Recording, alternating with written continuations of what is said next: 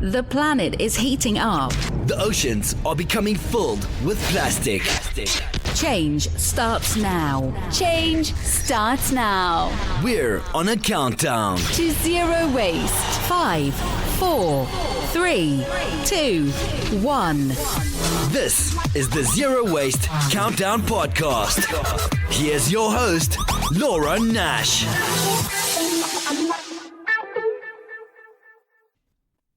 Hello, everyone, and welcome to the Zero Waste Countdown Podcast and radio show. We are speaking with Jocelyn Moroneaux from Ontario. She lives north of Toronto near Orangeville, and she is the owner of Waste Not Farms. This is a worm farm, and she is turning the waste in Toronto into a viable product. Welcome to the show, and you are the owner, so you started Waste Not Farms, right? That's correct. When did you start it? Has this been going on for a while?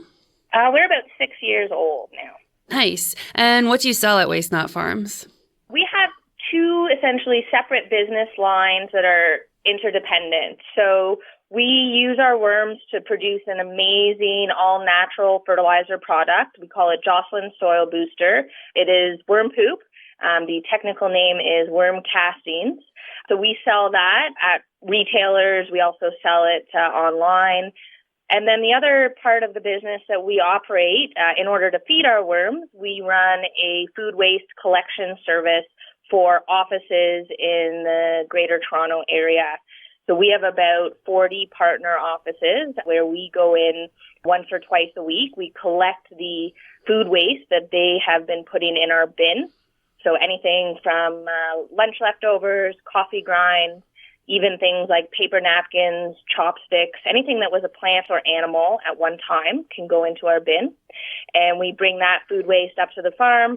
We use that to feed the worms, and then the cycle continues. Wow, that's amazing. And 40 businesses is really big for this. So how do you get people on board? I feel like if I came to a business in the Greater Toronto area and said, hey, if you can collect your food, I will come and take it off your hands, I feel like people might not be into it. So how do you get people excited for this? Well, I think it's important to mention that it is not a free service, that these offices do pay a small weekly fee for the opportunity to compost. And part of the reason that this model works, whereas perhaps, 10 years ago it wouldn't have, is that there's a much greater awareness that corporate social responsibilities are mandatory, essentially, that businesses should be doing the right thing where they can and when they can. And part of this is reducing waste to landfill. And diverting food waste to composting is one of the best and also one of the easiest ways to do that. So we make it really easy, clean, fast, affordable. We make it really easy for our businesses to participate. And for them, there's a whole host of benefits. Big one is that their employees, especially millennial employees, can feel good. They can know that their employer is doing the right thing. They get to use the compost bin on a daily basis.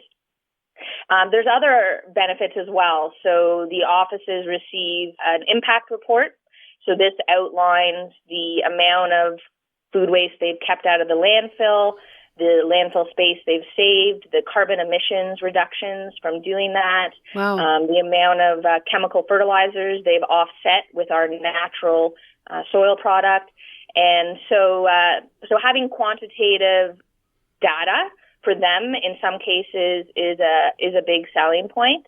Mm-hmm. And overall, we know that businesses, they want to be good corporate citizens, but they don't always have a lot of leeway to be able to affect that change. Maybe they're a tenant in a larger building where the landlord doesn't want to do composting. So we're an easy solution where we'll go directly into their tenant office, we'll climb 5 flights of stairs, and therefore they can work towards the sustainability goals despite whatever limitations may be put on them by their building. Mm-hmm. So I think that collection would be quite a challenge, and you've obviously figured it out and are doing a great job at it. So tell us a little bit about the collection process. So why is it not messy? Why does it not smell? Yeah, so we definitely perfected the collection over the years. And so a big part of that is that we allow things, paper-based or carbon-based materials, into our compost bin. So these are things like paper napkins, paper towels, paper plates, chopsticks, wooden cutlery, bamboo containers. So these items are all carbon-based, and what that means is that they act as a biofilter. And so if there are some smells from, some stinky cheese, for example, these other paper-based items will actually help absorb that smell. They help to keep it aerobic, so to keep the oxygen moving. So as long as you avoid that anaerobic state, so if you can avoid not having enough oxygen, then smells really aren't a problem. We also use a deodorizing powder in our bags to help with that. And we have a fly strip that we keep on the bins. Generally, we find that because we're there once or twice a week, when we're there, we're cleaning up any mess, if there's been any spills. We're keeping a very close eye on the bin. And so that way that if there is a fly, we can come in and take corrective action. And generally flies aren't an issue. August, September, they're all over the place, but we're able to control them with our fly strips, so we don't have a problem. Are you ventilating the plastic bin? Not actively, but by encouraging our participants to put their paper towels, put their napkins, that creates a lot of volume and it creates a lot of air pockets so that the oxygen can flow through. Okay, that's good. And you provide the carrying bin as well? Is it like a kind of a plastic garbage bin sort of thing? Well, our service is really tailored to what the needs are of the client. Mm-hmm. A big reason why we have been successful is that we don't use a cookie cutter approach. It's not one size fits all. That's a recipe for disaster when it comes with dealing something like volatile food waste. The first step for us is we go in, we meet with the potential client, we do a site survey, we assess what the setup is, and then we make proposals based on recommendations of what we think will work best, what we know from our experience. And so there are one or two bins that we often use that are our preferred bins, but sometimes clients want a stainless steel bin that matches a premium look to their office. So in that case, we'll find an appropriate stainless steel bin and we'll implement that. So it's certainly not one size fits all. Nice. Well, that's very smart. It's good to be adaptive. And have there been any companies that have just said absolutely no for some strange reasons, or are some companies scared to get involved?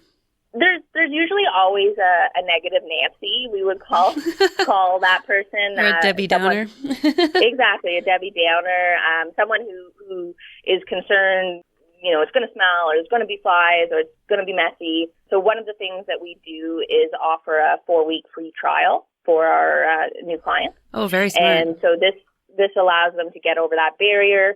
It really allows us to prove that it's going to be effective, it's going to be easy and clean, and that their employees are really going to appreciate it and are going to use it. So what we find, certainly there are some offices where they're initially interested and then they choose not to go ahead. But in that case, I would say often it comes down to just not having the budget allocated at that time. Mm-hmm. And the worms, do they eat the paper and the napkins, or does that get sorted out? For sure, yeah. So worms will eat pretty much anything that was a plant or animal at one time. They do like things to be balanced. So food waste, like the type of food that we would eat, often is high in nitrogen, whereas paper-based, like napkins and paper plates, they're more of a carbon-based material. And a worm really likes a 50-50 mix. So one of the nice things is that the food waste we collect often is already pretty close to that 50-50 mix. So we don't have to supplement it with much else. Yeah, okay, that's good. So I don't know very much about worms, and I feel like you're probably a worm expert. Would that be safe to say? I would think most people call me a worm expert, yes. That's so awesome. So tell me a little bit more about worms. So are you selling worms as well to people who want to do home composting, or just using them yourself?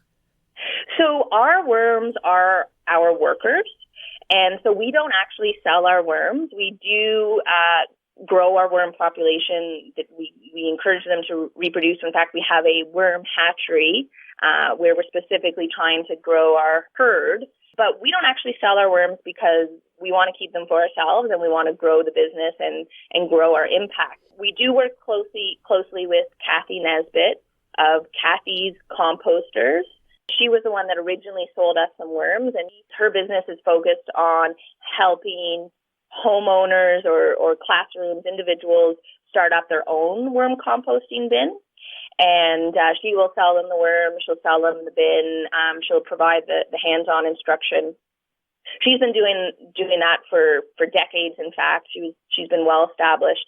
And so when we started, we made a specific point to focus on a commercial application. So not do as much training or education. We don't go into classrooms generally to set up worm bins, but we're more focused on applying this to commercial and institutional clients.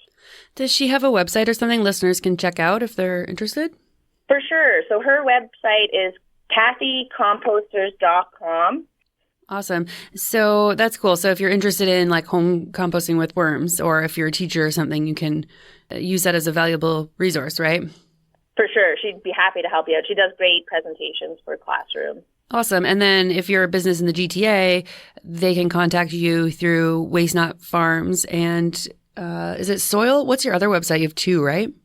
Right. So because we sort of have these two different parts of the business, we do sort of maintain two different customer bases. So wastenotfarms.com is geared towards our pickup clients, so the offices.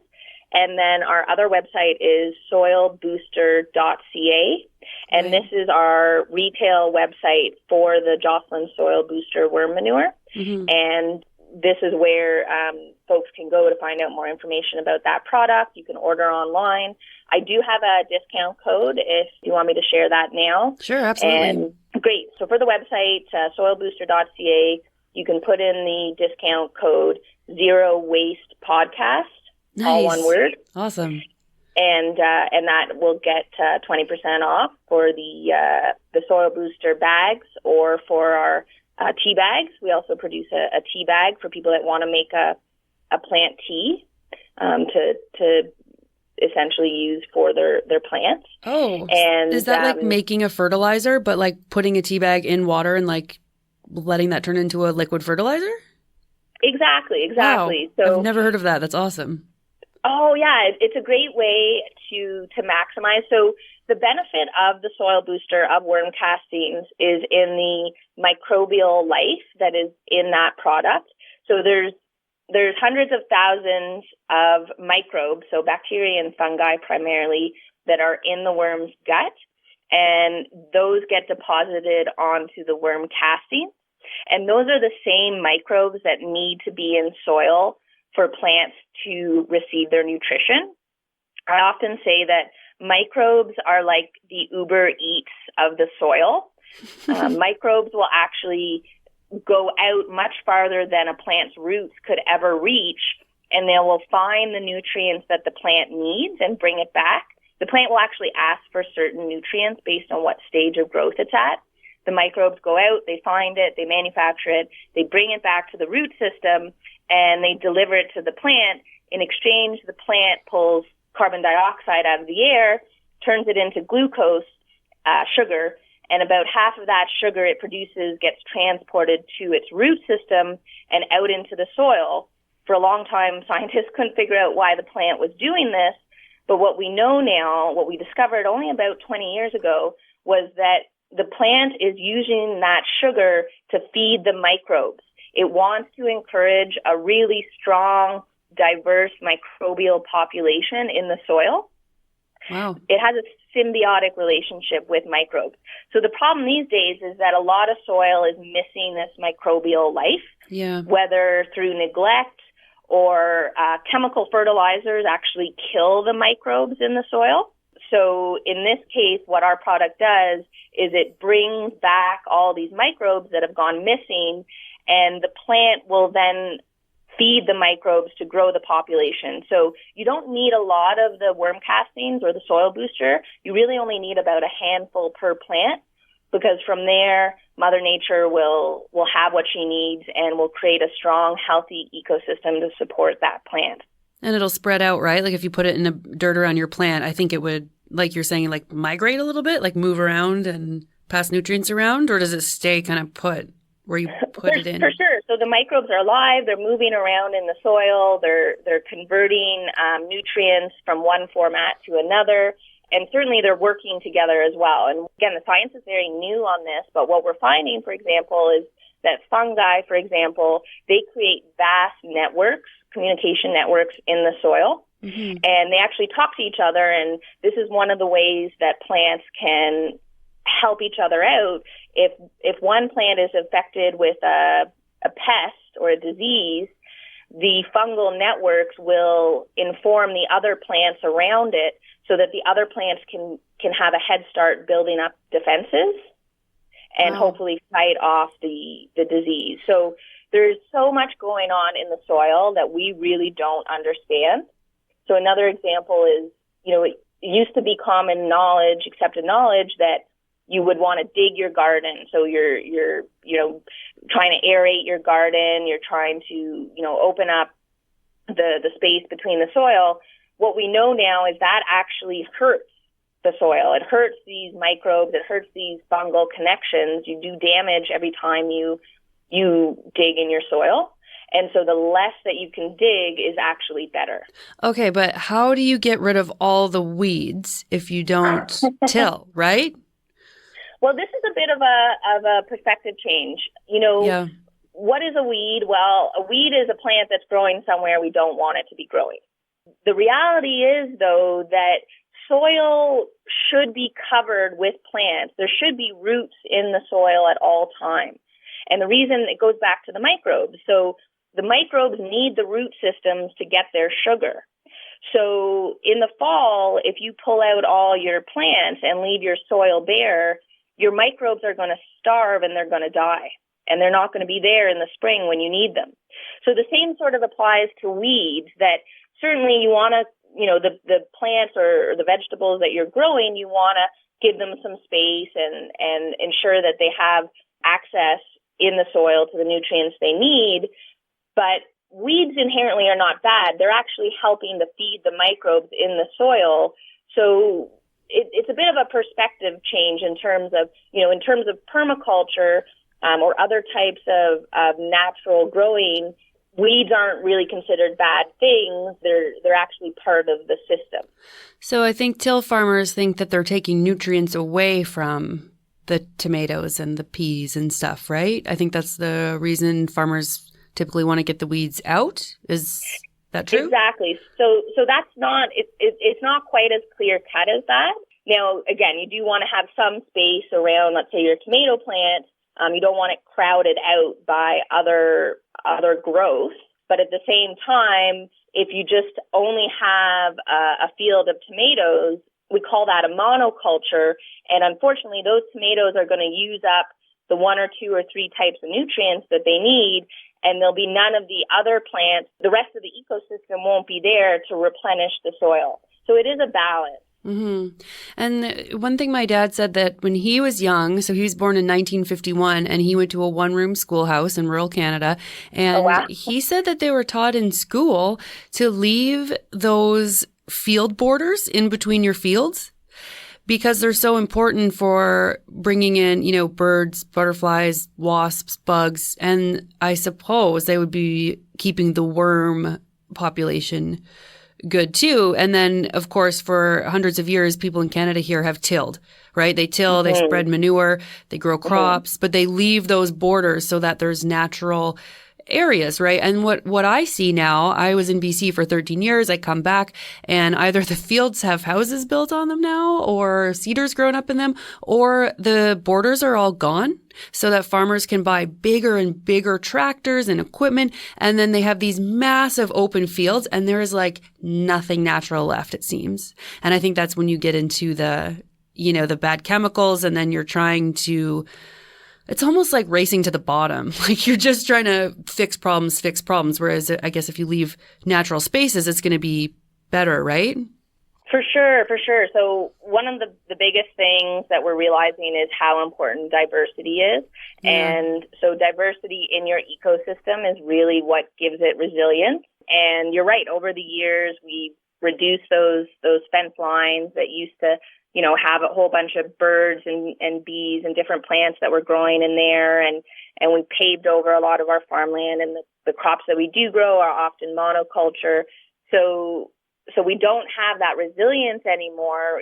One little pest can wipe out a whole field, whereas if there had been those fence lines, if there had been some diversity in the planting, then it would have been better able to handle what it throws at it. And especially with climate change and climate chaos, the reality is that the weather we're going to experience is going to become more and more challenging. We need to bring the diversity back to our agricultural systems to help give us some of that resilience so that we can adapt as we move forward in this new climate that we're in. I watched this show with, I can't remember if it was a Mennonite family or Amish family, but they were saying that the wasps will come and eat things like aphids and like little pest bugs. And have you ever heard of anything about that with wasps? I know you're a worm expert, but going on a different path here. I can't speak specifically.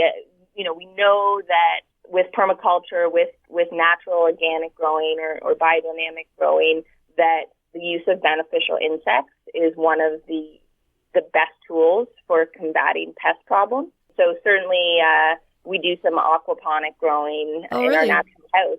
We need ladybugs to control the aphids. So it's definitely a much natural, better way, because the alternative is using a pesticide, which is a chemical. And unfortunately, that chemical is broad spectrum. It kills everything, not just the pest. Yeah. And that's what we want to avoid. And usually a petrochemical. And when we're trying to get away from oil and gas, it doesn't help to be using those. And then, I'm so afraid of people using those and then just killing all the butterflies or hummingbirds. You just don't really know what else it's killing. So I would never use those on my gardens. But did you say that you're doing aquaponics? So my partner has quite a passion for aquaponics. So we have a system in our basement, and we're looking to build a bigger system in the future. Wow. So I have a friend who's really into this, and I think he started a little bit, and I think it seems very difficult to me. So that's with fish. You're using fish? That's right. So it's a closed loop system. The fish grow in a tank. The fish pee is then taken over to the grow bed, where it is used. Their microbes will also be in that system. They'll feed the plants, and then the cycle continues. There's some at Epcot Center. I know they use hydroponics, but then I think they use aquaponics too, but it's been a while since I've been there. I want to talk about the worms again, because this is so cool. So how do you raise healthy worms? Like, is it basically just give them the half and half, like you were saying, like the half carbon stuff, right? Like paper and that, and then half food scraps, and then they're good to go? Is it difficult to raise worms? Do you have challenges? Well, it depends what perspective you're coming from. Compared to most livestock, and our worms are livestock, they're really easy. Unlike a horse that has to be, fed twice a day and let out. And the worms, really only need to be fed a couple times a week. You do have to pay attention to a few key indicators. So certainly that mix of carbon nitrogen is really important, as well maintaining adequate moisture. So the worms do like it to be quite wet. Worms breathe through their skin, and they can't actually exchange oxygen unless they're wet. And so that's why if a worm dries out, it essentially dies. So moisture, temperature is another thing that we closely track. So our worms prefer it between about 15 to 20 degrees Celsius. They can survive below that. They can survive for a short period above that. But ideally, for them to be eating as quickly as possible and reproducing as quickly as possible, you want to be around that 20 degrees Celsius mark. Mm-hmm. That reminds me, why do worms come out on the sidewalk and stuff when it rains? Is that because there's too much rain and they're drowning? Exactly. So worms can live underwater for about 48 hours. But when we get lots of rain and sustained rain, essentially they get flooded out of their home.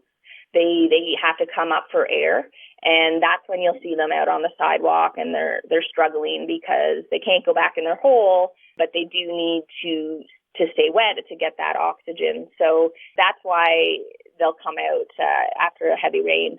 Yeah, very cool. I think probably people wonder about that, or maybe everyone knew it. I don't know. I guess deep down I knew it because I had the guess. But yeah, it's interesting raising something kind of unconventional, but then it's so helpful for the world. Like you're doing things on different scales. So you're removing things from landfill, and the data is very important, like you said, because you can give companies their data of how good they're doing, right? Because I think if people aren't reminded how good something is that they have to put effort into, then maybe it will become a chore. But if they're reminded, maybe in the office newsletter every month about how awesome they are and the contribution that they're doing by saving the landfill and saving carbon. And are there certain offices who have yards or little gardens so that you can take their food scraps away, but then you also give your product back to them? Yeah, for sure. And actually that's a perfect point to make right now, because you're touching on this issue of, they call it the tragedy of the commons, this idea that, as humans, we're very selfish. And if we have to take extra time or effort to do something that doesn't directly impact us or result in benefit for us, then it can be challenging to get people to do that. So one of the really key pieces of our business is that the offices receive a portion of the soil booster back. Once a year, they receive 20% of what's produced from their food waste.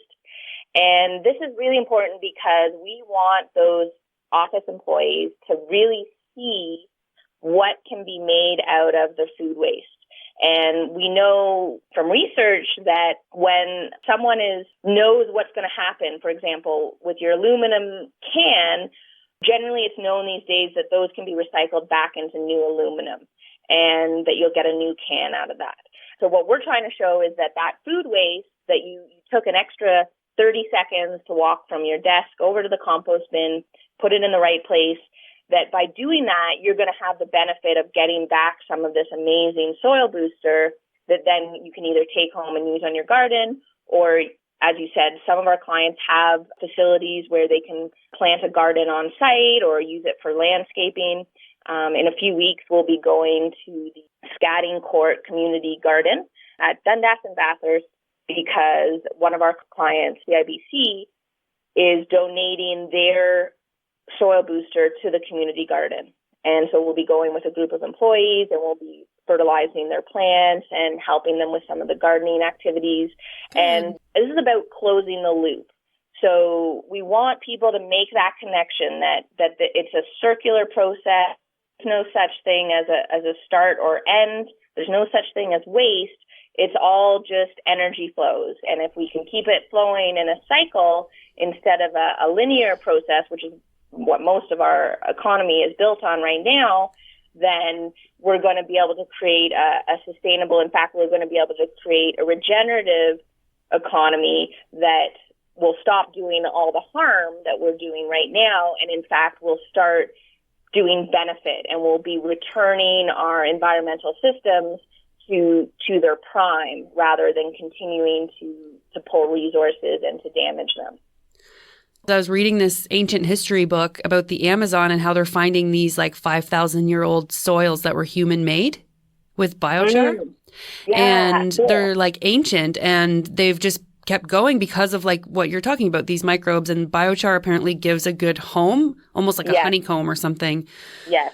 For the good bacteria. And so, thousands and thousands of years, and they're still there. And that's how they made the Amazon fertile, because the soil typically is very weak there. So there was human kind of interference thousands of years ago. And I love ancient history and the environment. So I was nerding out on this topic. Well, it's part of a larger fact, which is that there's a lot of ecological wisdom out there. And for the last couple hundred years, we've been ignoring that. But the reality is a lot of previous cultures had figured a lot of this stuff out. I mean, the First Nations is a perfect example, that they may not have understand the exact science behind what they were doing. So, for example, planting the Three Sisters. What's that? Oh, you're putting me on the spot here. But so the Three Sisters is the name of a group of plants that get planted together that First Nations people would traditionally plant together. I believe it's corn, beans, and squash. Oh. And the corn grows up.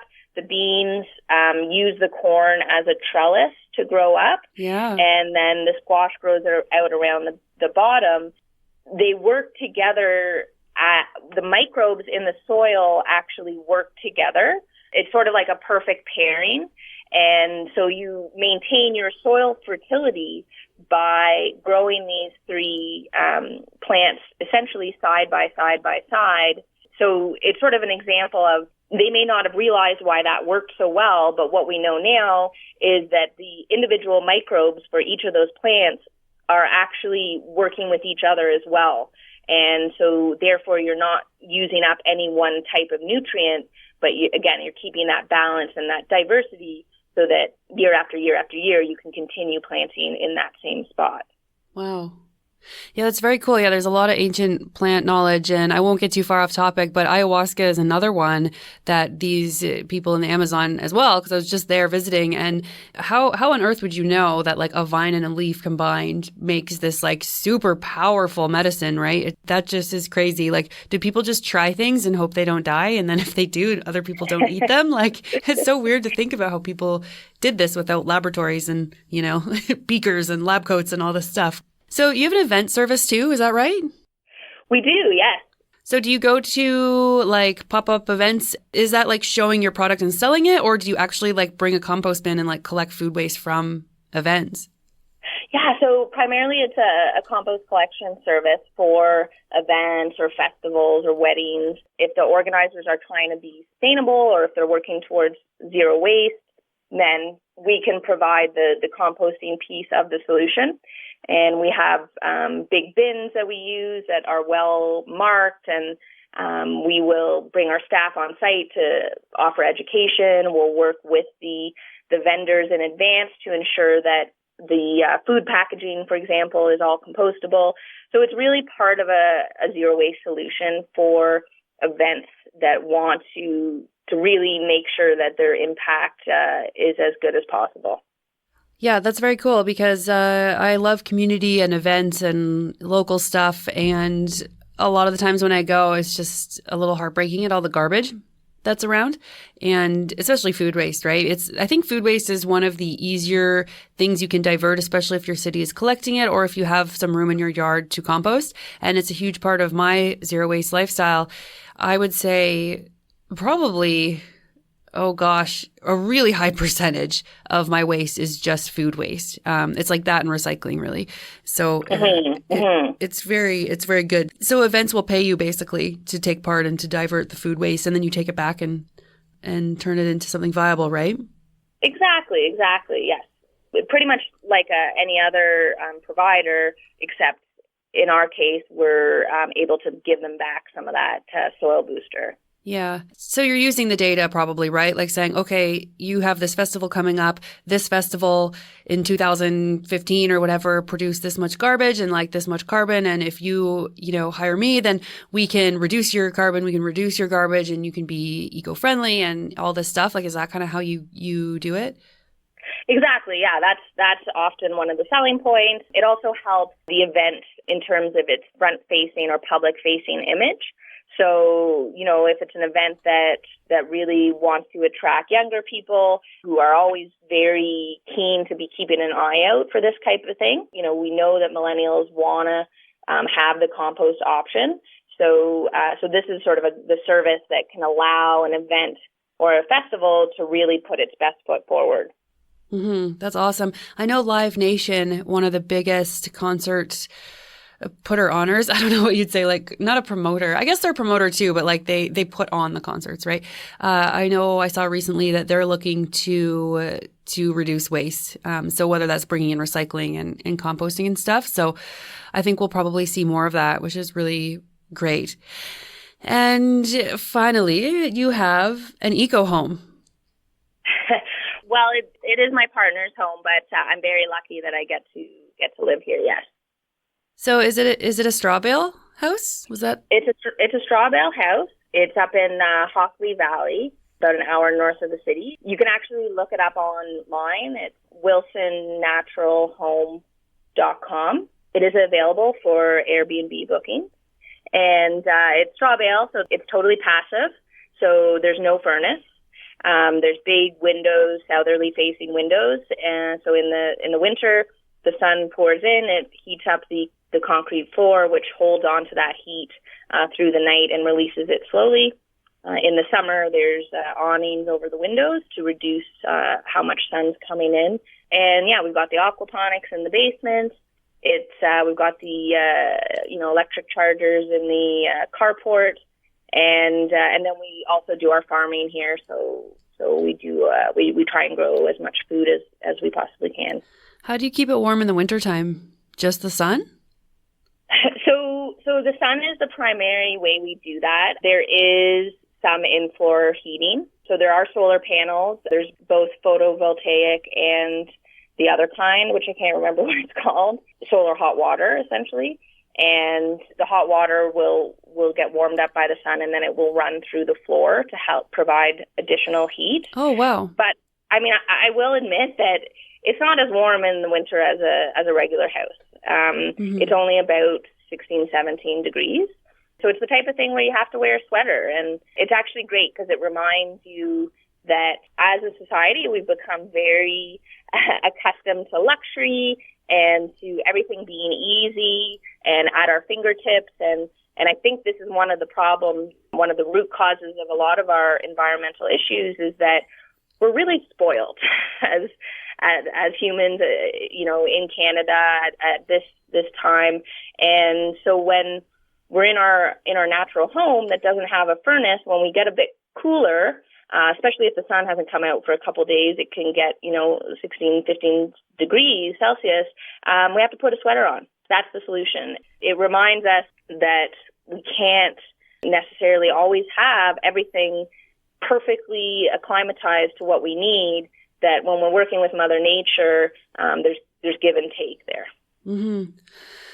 Yeah, I know a lot of people who keep their homes so warm in the wintertime, our Canadian winters, that they wear like shorts and t-shirts and bare feet in their house. And I'm just like, oh my gosh, like just get a sweater and some slippers, and then some people keep their house at like 68, 69 in the summer. And summer for me is a time of not wearing as much clothing. Like I wear a summer dress or shorts, right? It's that time where you don't have to wear a sweater, but people will pump up their air conditioning and then wear sweaters anyway. And it's freezing cold in offices. Like if you have an office job, you probably know what I'm talking about. And I've mentioned this before on the show that our Ontario hydro usage spikes in the summer, which is crazy because we're a northern nation. We should be using it to heat our homes to not like freeze to death, but we're actually using more of it to cool our homes for like the 3 months that we need it, or 2 months. So yeah, I'm a big fan of just grabbing a sweater or opening a window or using the sun. That's a big thing that people forget about too, is curtains. Curtains make a huge difference. If you open them up, it'll warm up your home during the day. If you close them to keep it cool, like that's how I grew up. My mom would go around and like open all the windows and open all the curtains because we never had air conditioning growing up. And if you did the rounds right of curtains and windows and did them again like at night, and like you could adjust your temperature that way. So for sure. It makes a huge difference, natural cooling. That our house has a green roof, which, it isn't available for everyone, but certainly it helps in the summer. All that sun is absorbed by the plants that are up there and helps keep the house cooler than it otherwise would be. Oh, good. Cool. I don't think I've ever seen those in Ontario. I saw them in BC, but like, because it's grass, right? So you have solar panels on one side and grass on the other? Exactly. Nice. Cool. Awesome. Well, this has been really cool. So I just want to thank you for coming on the show and telling us all about this, because I learned so much about soil and about worms, which is really cool. And I think your eco home is super awesome. So I hope so much that I can come and see it one day soon. And if we ever go to YouTube videos, I definitely want to feature you on one of those, because I think you have so much visually to offer to people and to inspire people. So I love it. So thank you. For sure.